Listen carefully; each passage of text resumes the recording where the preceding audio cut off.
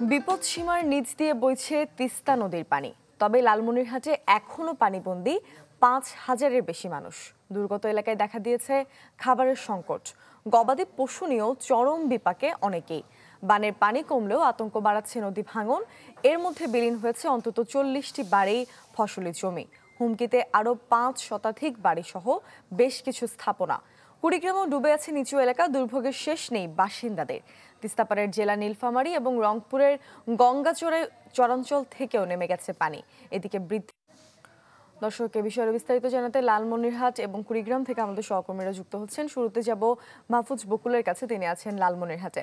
মাহফুজ। মুর্শনা, আপনি যেমনটি বলছিলেন যে লালমনিরহাটে তিস্তার পানি কিন্তু ধীরে ধীরে কমে গেছে। যদিও বা 2 দিন প্লাবিত ছিল এই অঞ্চল, 50,000-এরও বেশি মানুষ কিন্তু পানিবন্দী হয়ে পড়েছিল। গত দুদিনে কিন্তু পানি দ্রুত আকারে নেমে গেছে এবং দুর্ভোগগুলো কিন্তু এখন প্রকট আকার ধারণ করেছে। বিশেষ করে নিরাপদ যে স্যানিটেশন ব্যবস্থা, শুকনো খাবার সংকট, নিরাপদ পানির সংকট সহ গবাদি পশুর যে খাদ্য সংকট, এগুলো কিন্তু দেখা দিয়েছে।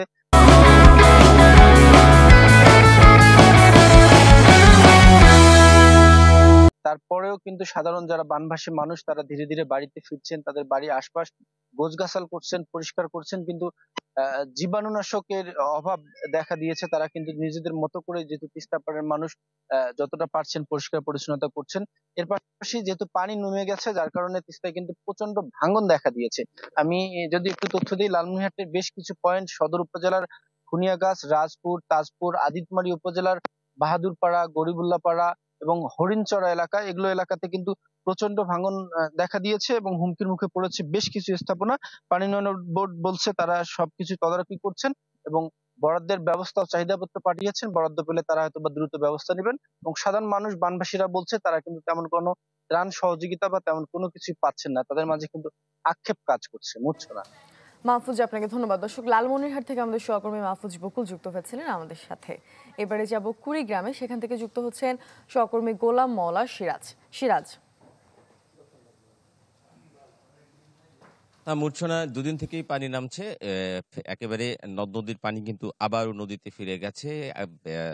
তিস্তার অববাহিকায় বেশ কিছু নিচু এলাকায় পানি ছিল, সেগুলো কিন্তু আজকে সকাল থেকে একেবারে কমে গেছে। সবকিছু মিলে এখন বন্যা নাই বললেই চলে। কিন্তু বন্যার পরবর্তী মানুষের যে দুর্ভোগ, সেই দুর্ভোগগুলো কিন্তু এখন পর্যন্ত রয়ে গেছে। অনেকের ঘরবাড়ি কিছুটা নষ্ট হয়ে গেছে, কারো চলাচলের রাস্তাও নষ্ট হয়ে গেছে। এই দুর্ভোগ রয়েছে মানুষের, সেগুলো মানুষ একটু সংস্কার করবার চেষ্টা করছে। বাড়িঘরে ফিরে এসে বাড়িঘরে ফিরবার চেষ্টা করছে। কিন্তু এই যে পানি কমার পর যে ঠিক লালমনিরহাটের মতো কুড়িগ্রামের কিন্তু একই অবস্থা, যে নদ এবং নদীর ভাঙন কিন্তু তীব্র আকার ধারণ করেছে, যেটা আমরা এর আগেও বলেছিলাম যে কুড়িগ্রামের ধরলা এবং তিস্তার অন্তত 11টা পয়েন্টে কিন্তু নদী ভাঙতেছে এবং এই ভাঙনগুলো তীব্র, অন্যান্য বারের চেয়ে এবার অনেকটা বেশি ভাঙছে, এমনটাই কিন্তু আমাকে জানিয়েছে স্থানীয়রা।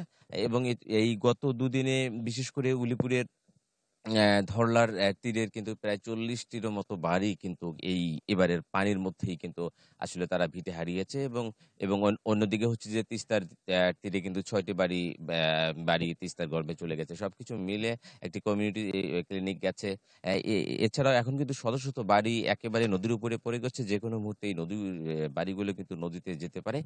আমরা পানি উন্নয়ন বোর্ডের কাছ থেকে যেটা জেনেছি, যে তারা ওই সব জায়গা কিন্তু চিহ্নিত করে তারা কাজ করবার চেষ্টা করছে। কিন্তু এই যে তিস্তার যে ভাঙন, এই ভাঙন আসলে কোনোভাবেই কিন্তু ঠেকানো যাচ্ছে না। এখানে যে একটা মহাপরিকল্পনা রয়েছে, তিস্তা মহাপরিকল্পনা, এটা এর বাস্তবায়নের দাবি কিন্তু এখন জোরালো হচ্ছে তিস্তা পারে। মূর্ছনা। সিরাজ, আপনাকে ধন্যবাদ। দর্শক, আমাদের সাথে আমাদের সহকর্মী গোলাম মোল্লা সিরাজ কুড়িগ্রাম থেকে যুক্ত হয়েছিলেন।